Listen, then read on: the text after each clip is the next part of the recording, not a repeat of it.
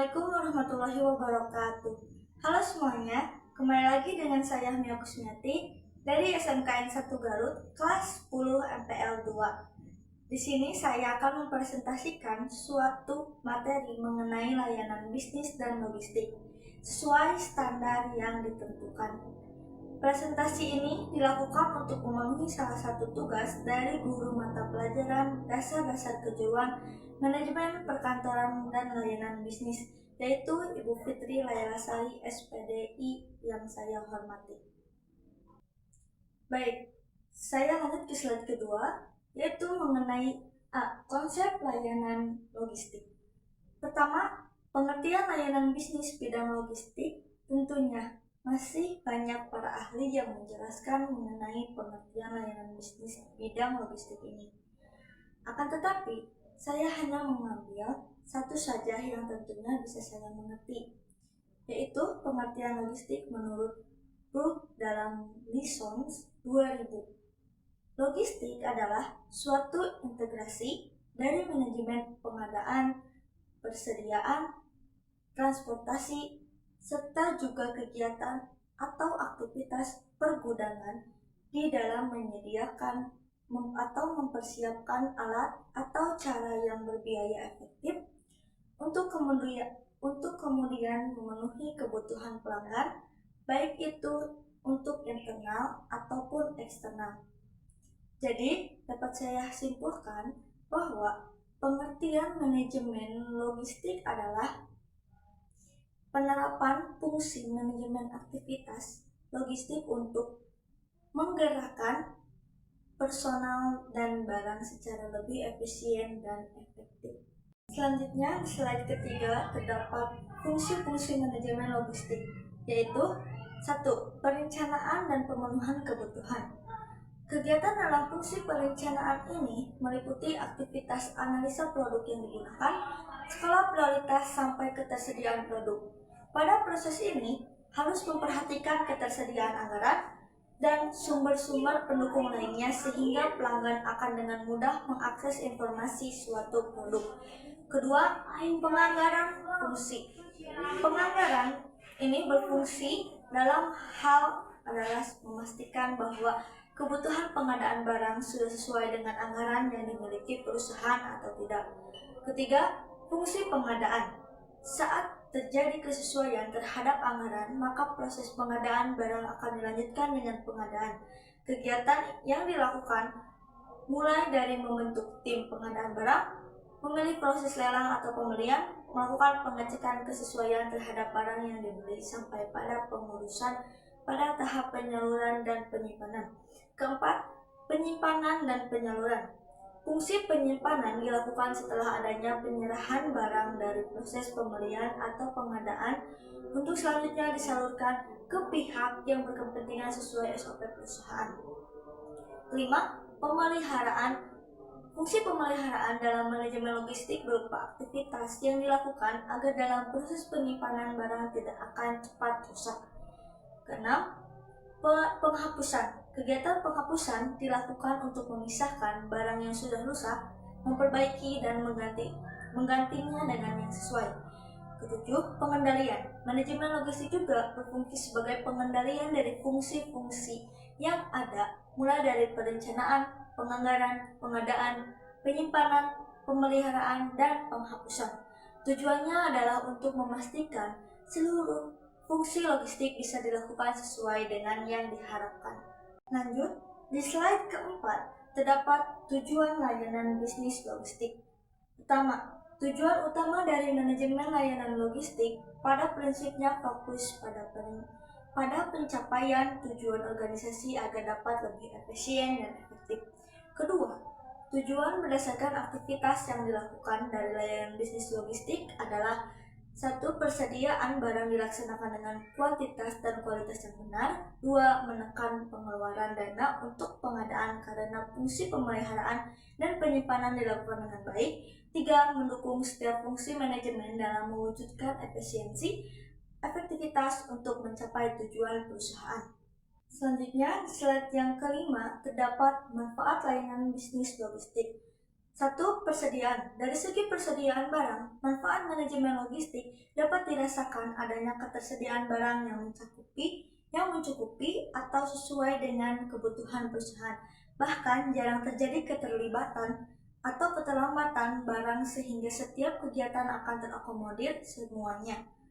2. Transportasi. Adanya ketersediaan barang yang cukup akan menampak pada proses penyaluran atau pendistribusian melalui transportasi yang mudah ditentukan, baik dalam pemilihan jenis alat transportasi dan waktu pengiriman dalam penyaluran barang. 3. Fasilitas. Manfaat yang dirasakan dari segi fasilitas adalah memudahkan bagian pengadaan dalam memilih fasilitas yang dibutuhkan untuk mendukung aktivitas logistiknya. 4. Layanan. Adanya manajemen yang baik akan memudahkan perusahaan memberikan pelayanan kepada pelanggannya, tidak terkecuali untuk pemasok atau supplier. 5. Manajemen dan administrasi. Setiap kegiatan manajemen pastinya akan selalu didukung dengan aktivitas administrasi agar setiap kegiatan bisa dipastikan tercatat secara baik dan teratur, sehingga seluruh informasi kegiatan logistik bisa ditemukan secara mudah jika nantinya dibutuhkan. 6. Ada inbound transportasi. Manfaat manajemen logistik pada inbound transaksi dilakukan untuk menangani distribusi barang dan bahan baku dari pihak pemasok ke perusahaan.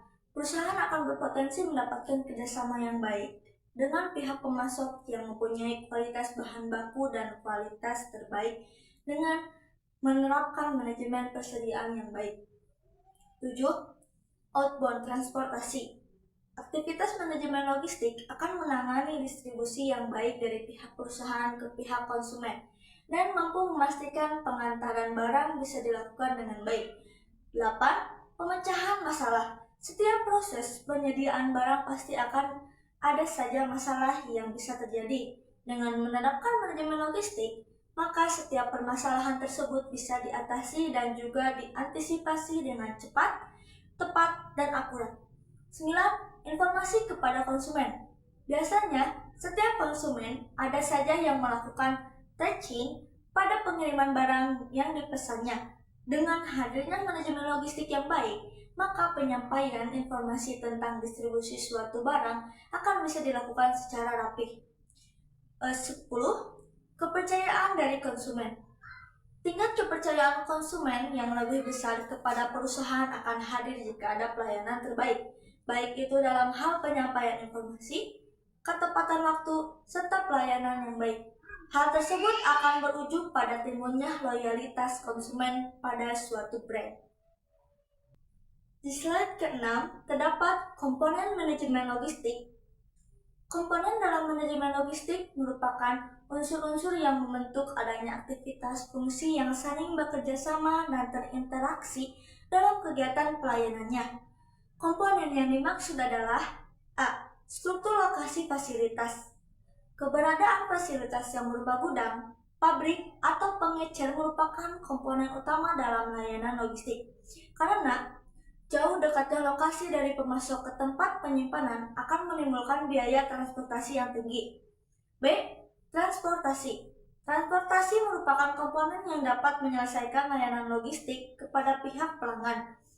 Untuk itu, kecepatan pelayanan juga dipengaruhi oleh transportasi. Pelayanan yang lebih cepat akan mampu memotong waktu produksi. C. Persediaan. Dalam fungsi manajemen logistik akan mengatur jumlah persediaan barang yang harus dikeluarkan atau disalurkan dan barang yang merupakan persediaan. Dengan demikian, komponen persediaan mampu mengendalikan jumlah dan kualitas barang yang ada di gudang. D. Komunikasi. Komponen komunikasi merupakan unsur penting dalam manajemen logistik. Hal ini terjadi karena komunikasi akan mempengaruhi kecepatan informasi yang terintegrasi dengan komponen lainnya. Dengan komunikasi yang baik melalui sistem yang dibangun, perusahaan akan lebih cepat dalam melakukan pelayanan logistik. E. Penanganan dan penyimpanan. Penanganan serta penyimpanan mencakup pergerakan, pengemasan, dan pengepakan. Untuk itu, semakin sedikit produk yang ditangani, maka akan semakin terbatas atau lebih efisien pula arus total fisiknya. Apabila diintegrasikan secara lebih efektif, maka penanganan ini akan mampu mengurangi masalah dengan kecepatan dan kemudahan dengan adanya sistem tersebut. Selanjutnya, slide ke-7 yaitu mengenai B. Jenis layanan bisnis logistik. 1. Ada air freight service, yaitu jenis layanan pengiriman melalui udara. 2. Sea freight service, yaitu layanan pengiriman melalui laut. 3. Land freight service, yaitu jenis layanan darat. Ini merupakan hal wajib dan banyak dijalankan hampir di setiap kota, bahkan sudah memenuhi daerah terpencil. 4. Packing and moving, yaitu jasa packing dan perpindahan gudang, kantor, dan rumah baik antar kota maupun provinsi di seluruh Indonesia sudah banyak ditawarkan kepada pelanggan. 5. Warehouse, yaitu jenis layanan pergudangan membutuhkan fasilitas yang lebih besar untuk rantai pasokan. Hal ini dilakukan dalam rangka menjamin kualitas barang dari kerusakan dalam jumlah besar. 6. Special handling shipment, yaitu jenis layanan logistik yang membutuhkan penanganan khusus seperti produk vaksin dan frozen food. Selanjutnya di slide ke-8 yaitu mengenai C. Proses layanan bisnis logistik, di mana itu terbagi menjadi dua, yaitu 1. Proses layanannya. Dapat pelayanan kargo, merupakan pelayanan pengiriman peti kemas atau barang dalam jumlah besar yang dilakukan melalui darat, laut, dan udara. Pelayanan bentuk ini biasanya dilakukan oleh kemitraan yang merupakan usaha pengiriman yang lebih besar. Lalu ada pelayanan packing and moving, merupakan jenis pelayanan jasa pengiriman yang banyak dilakukan oleh agen, yaitu oleh agen pengiriman maupun kemitraan. Lalu ada warehouse, yaitu adalah jenis pelayanan bidang logistik dalam proses penyimpanannya saja. Persewaan peti kemas, gudang, atau toko yang berfungsi untuk menjalankan usahanya berupa jasa penyimpanan barang. Lalu ada spesialis handling shipment, adalah usaha jasa pengiriman khusus untuk pengiriman barang dengan perilaku khusus, bahkan dengan pengawalan atau pemantauan selama barang dalam keadaan on process. Sistem yang dibangun oleh setiap pelaku usaha logistik disesuaikan dengan jenis produk layanan yang diberikan. Sebagai contoh aplikasi, yaitu ada aplikasi Grab, Gojek, Union, dan jenis aplikasi lainnya yang digunakan oleh pelaku usaha logistik. Yang kedua ada fungsi secara umum manajemen logistik yang sama. 1. Jenis pilihan produk layanan. Pada setiap aplikasi yang digunakan oleh pelaku usaha bidang logistik tentu akan memberikan fitur-fitur beragam agar memudahkan pelanggan yang akan menggunakan jasa.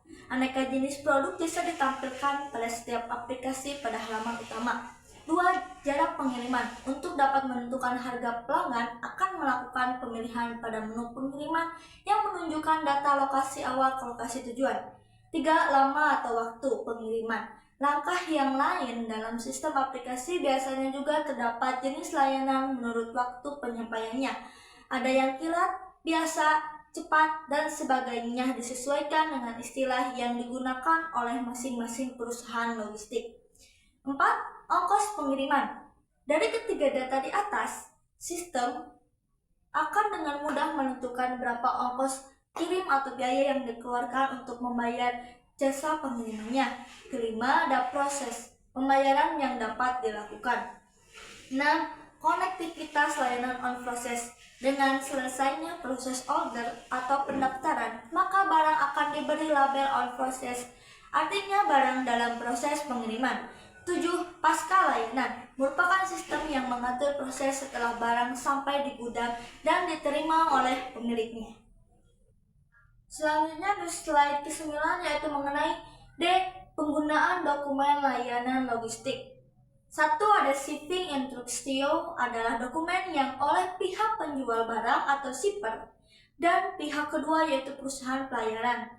Penerbangan tracing atau perusahaan logistik. Freight forward menunjukkan kesepakatan proses pengiriman barang. Shipping order berisi A. Nama ship, B. Nama konsigni atau penerima, C. notifi address, D. Pelabuhan muat, E. Pelabuhan tujuan, F. Nama dan jenis barang, G. Jumlah berat dan volume, H. Commercial invoice, dan I. Date atau waktu, lalu ada notifi party. Yaitu selanjutnya ada slide ke-10, 2. Release order atau RO adalah surat perintah pelepasan aset kontainer kepada pemilik atau pembeli. Bentuk RO seperti permohonan izin penjemputan atau kontainer oleh atau atas nama atau pihak tertentu. RO oleh pihak kedua untuk pihak pertama yang akan mengirimkan barang.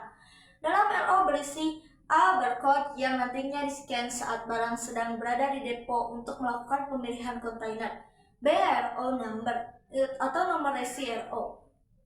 C. Depo adalah tempat kontainer kosong bertempat. D. Service adalah asal dan tujuan kontainer. E. Vessel atau voyage adalah kapal yang akan mengantarkan ke tempat tujuan. F. Jumlah kontainer dan tipe kontainer yang dipesan. Selanjutnya slide ke-11, ada 3. Surat perintah muat. Perusahaan jasa ekspedisi mengeluarkan surat kepada pihak pertama atau penjual. Dalam surat perintah muat berisi tentang jenis muatan, jumlah muatan, berat muatan, nama dan telepon pengemudi. Selanjutnya slide ke-12, yaitu ada 4 surat jalan ekspedisi. Sebelum kontainer berjalan, perusahaan jasa ekspedisi harus memberikan surat jalan kepada perusahaan tracking sebagai bukti bahwa kontainer memperoleh izin untuk berangkat menuju pelabuhan untuk proses loading kapal. Dalam surat jalan ekspedisi berisikan jenis barang, jumlah barang, dan tanda tangan dari penjual barang atau pengirim barang, sopir, dan petugas gudang. Slide ke-13 ada 5 surat jalan pabrik. Penjual sebagai perusahaan dan pengirim barang akan mengeluarkan surat jalan pabrik terhadap jasa ekspedisi atau tracking. Isi surat ini kurang lebih sama dengan jalan ekspedisi. Perbedaannya terletak pada siapa yang mengeluarkan surat dalam pabrik ini. Jika melihat surat jalan ekspedisi, yang mengeluarkan surat adalah jasa ekspedisi, sedangkan surat jalan pabrik yang mengeluarkan adalah penjual atau pengirim barang. Selanjutnya slide ke-14, ada 6 equipment interchange receipt.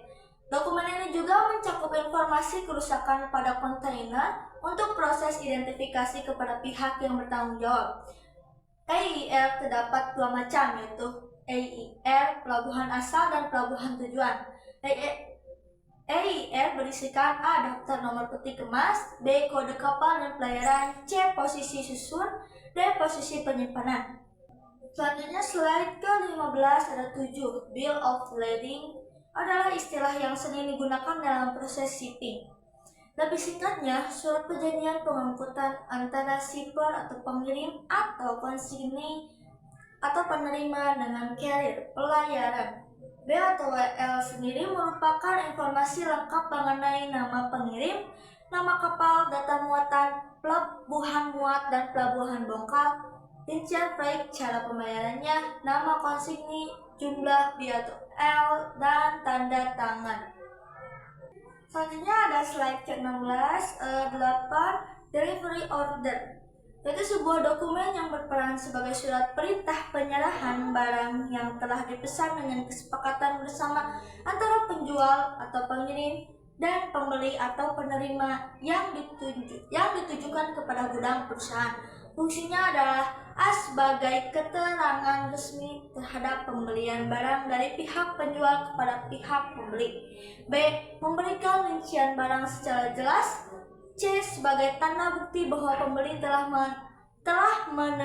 menerima barang melalui tanda tangan yang tercantum pada delivery order.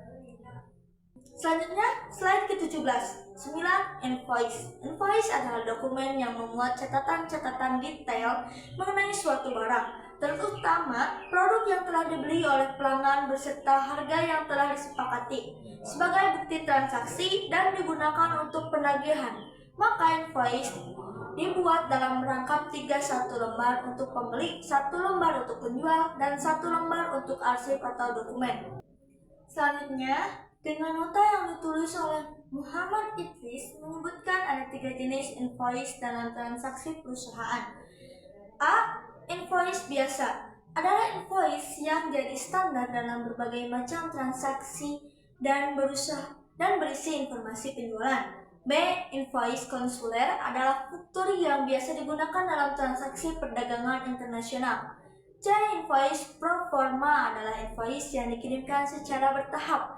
Pembeli akan menerima invoice dari penjual setelah pemesanan yang berisi informasi item, barang, dan biaya. Pengiriman pembeli kembali menerima invoice setelah barang dikirim seluruhnya. Selanjutnya slide ke-18, 10. Berita acara serah terima. Berita acara adalah dokumen terakhir yang biasanya meliputi dokumentasi barang yang sudah sampai kepada pembeli. Thus, ditandatangani oleh penjual sebagai pihak pertama dan pembeli sebagai pihak kedua. Setelah semua proses telah selesai, ada beberapa dokumen yang harus dikirim kembali ke penjual seperti SI, LO, surat jalan pabrik, BL, IRE, dan lain-lainnya.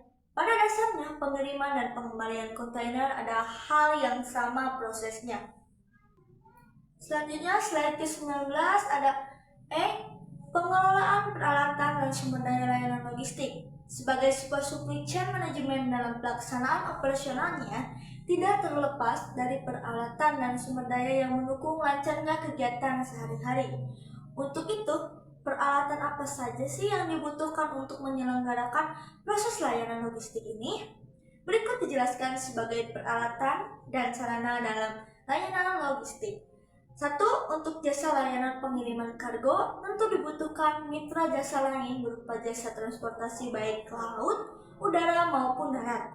Untuk transportasi udara berupa layanan kargo pesawat biasa digunakan untuk pengiriman dalam dan luar negeri. Sedangkan untuk sea freight service menggunakan kargo kapal dan untuk land freight service menggunakan kargo kereta api, tracking, box container, dan kendaraan roda 2. 2. Untuk jasa layanan jasa packing atau moving dalam layanannya dibutuhkan peralatan mulai dari timbangan, gunting, scanner, cutter, dan perlengkapan lainnya. Seperti isolasi, stapler, sampai pada perangkat kelas dalam rangka menjalankan sebuah SIM dalam layanan online-nya. Selanjutnya yang ketiga, pada layanan warehouse fasilitas yang dibutuhkan berupa gudang, toko, peti kemas, dan depo untuk menempatkan peti kemas serta krem untuk memindahkan kontainer. 4. Spesialis handling shipment merupakan jenis layanan pengiriman barang yang memiliki karakteristik khusus. Untuk itu dibutuhkan peralatan dan fasilitas khusus, misalnya kendaraan box dengan ketentuan suhu rendah untuk memenuhi kebutuhan barang seperti es krim, frozen food, atau barang lain yang membutuhkan penanganan khusus. 5.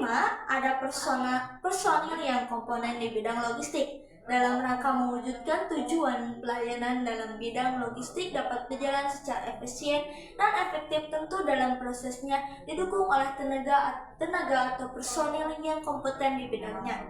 Sebagai penyelenggara, layanan logistik tentu dituntut standar kerja pada supply chain management atau SCM atau proses manajemen rantai supply yang meliputi warehouse atau pergudangan, distribution goods, freight transportation, dan sales order processing. Selanjutnya slide ke-20, yaitu standar profesi di bagian logistik. Meliputi 1. Admin logistik. Admin logistik adalah orang yang bertugas menggunakan dan mengelola sistem perangkat lunak atau aplikasi dari proses logistik yang bersifat administratif pada pengadaan logistik, penyimpanan, distribusi, penggunaan, dan penghapusan barang. 2. Staf logistik. Staf logistik adalah pegawai yang melakukan atau mengurus barang dalam proses operasional logistik. 3. Supervisor logistik. Supervisor logistik adalah orang yang bertugas mengatur kerja staf dan melakukan cek kelengkapan tiap pekerjaan staf operasional logistik. 4. Manajer logistik. Sebagai manajer logistik yang bertanggung jawab mengelola dan merencanakan sistem operasional untuk perusahaan agar mampu mencapai tujuan, maka tugas manajemen logistik adalah melakukan manajemen logistik di seluruh proses yang meliputi penyimpanan, pengiriman material atau suku cadang, barang jadi atau produk akhir dalam proses operasional perusahaan. 5. Warehouse worker. Pegawai yang bertugas menyiapkan barang, melakukan pembongkaran, melakukan proses bagging muat barang. dan melakukan koordinasi dengan koordinator dan bagian kualitas jika ditemukan paket yang bermasalah.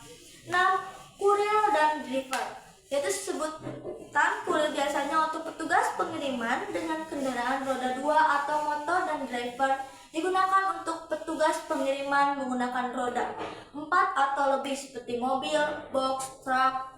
Tugas dari kurir atau order adalah 1. Mengambil paket dan mengirimkan paket barang ke customer. B. Memastikan customer menerima pesanan tepat waktu. C. Melakukan pengecekan dan pencocokan data dengan dokumen yang disediakan terhadap paket yang diambil. D. Mematuhi SOP sesuai dengan yang sudah ditetapkan oleh perusahaan. 7. Picker dan packer. Picker adalah seseorang yang bertugas untuk mengambil, dan packer adalah orang yang bertugas untuk melakukan pengemasan barang. 8. Helper.